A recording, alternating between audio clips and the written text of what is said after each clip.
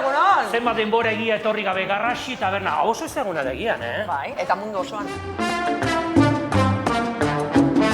Aizu, hemengo historia pixka kontatuko jazu. Babitu hasi ginen 2000 bateko porrontxotan. Aizu, Idoia, ze janari eskaintzen duzu hemen, Garrasi? Hemen vegetarianoa eta veganoa eskaintzen dugu. Oso ausartak izan zineten, 2000 batean, ja horrelako janaria berezia, Bai, ez dakit nola bai, esan, ematen hasteko, ez da? Egia esan Donostin bai. gutxi izango ziren. Ba, ez zeuden, nik uste ez zeudela. Eta zuk adibidez, Idoia, non ikasi duzu, non egin Nun hasi nintzen, Bai, non hasi ibilbidea. zinen? Ba, ni egia esan, atzerrian bizi izan du nintzen Londresen, eta han hasi zen nire kuriosidadea vegetarianoaren inguruan, ze han oso egunera zegoen, eta han ezagutu nituen aukera desberdinak, eta han egin nituen kurtso pare bat. Londresen garaia horietan ja baziren Londresen garaia horretan baziren... Pila bat, bai. niri gustatuko litzaidake ez dakit zerbait berezia prestatzea Idoia. Pentsatu dut, egingo dugu horrezeta oso arraxa, Vale. eta igual zure etxean okurrituko ez zaizuna.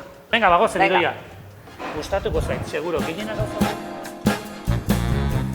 Babitu, ingo ditugu gauza oso sentzillo ingo dugu, Vale. baina zuri igual etxean ez zaizu okurrituko. Ja. Ingo ditugu txampi panatu batzuk Hai? veganesa batekin, dela maionesa vegano batekin. Txampiak panatzeko, arrautzaren ordez vegano izateko botako Bai. diogu garbantzu irina eta ura.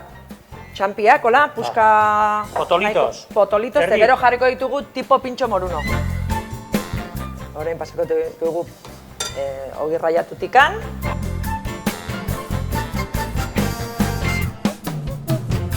Veganesa egiteko, Ah, Thermomix. jarriko dugu baratxuria.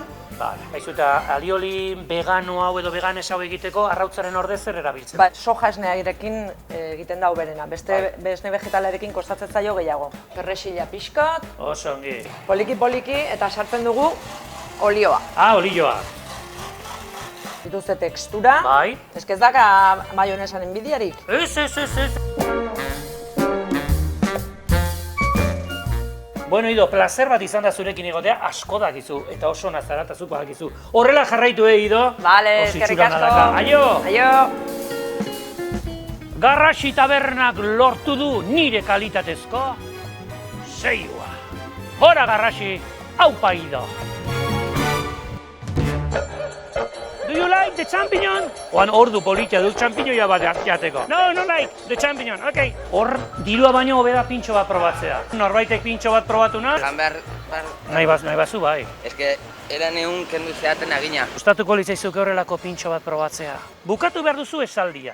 Adituak esaten dutenez, txampinoia A. Diabetesaren aurkako laguntza naturala da. B. Afrodisiakoa da. Eta C. 14. mendean bere kolorea morea zen. Bai, urduritasuna normala da, pintxo hau zoragarria da. Laguntza da, B. Afrodisiakoa da, A. Berak uste du A. Bai, alaxe da, bai. Gustoko duzu? Ai, oso gozua. Garrasi tabernako pintxoa, zoragarria! Pintxo bat jateko goguakin. Asmatu igarkizuna edo asmakizuna hau. Gizona ez den arren, zu bezala txapela darama. Eta euria gelditzen denean lehenengo ateratzen da. Zer da? Marrazkilloa. Barraskilloa. Champiñona. Tordoka. Venga, jarraitu. Oso ongi txampinoia, begira ze suerte izan duzun, hartu txampinoia eta probatu. Posaka berriz esango dut, Eta euria gelditzen denean lehenengo ateratzen da.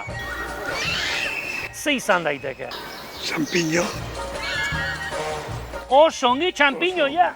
Ah, Misterio. Champinoi. Txampinoia! Hartu. Bai, ona dago. Oso gozua. Oso gozua. Kuidau, agur artista. Iepa, kaixo egunon, galdera bat erantzun beharko diazu. Nork aurkitu zuen lehen aldiz txampinoia? A. Carlos Arguiñano, B. Luis Amalaugarrena Frantziko erregek, eta C. Fernando José Txampi. B. Nork aurkitu zuen? B. Suerte izan duzu. B. Pintxo probatuko duzu eta hartu bat. Kriston, suerte izan duzu. Ona? Hola. Daka alioli berezi bat, koxu alda. Oso ona. Agur artista, brother, aio! Venga, agur!